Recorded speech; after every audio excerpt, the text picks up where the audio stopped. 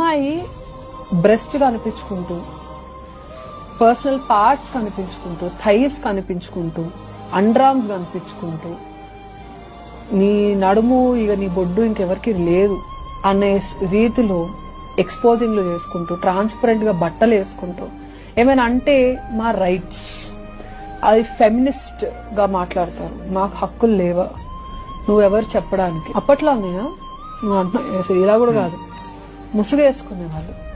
నువ్వు రేపు పెళ్లి చేసుకున్న తర్వాత నీ మొగుడికి నువ్వు ఏమిస్తున్నావు? ఇంకా 10 మంది మగాలు చూసి నన్ను చూడంగానే ఇట్లా తిర్రెక్కిపోవాలి అనుకునే తత్వము ఆడవాళ్ళలో మొదలైందని.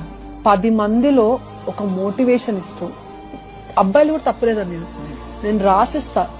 నా అకౌంట్ లో నా హ్యాండిల్ ఓపెన్ చేసి ఇన్స్టాగ్రామ్ 80,000 ఫాలోవర్లు ఉన్నారు. 75,000 ఫాలోవర్లు అబ్బాయిలే ఉంటారు నాకు తెలిసి. Because I know women doesn't support women, men do. I rest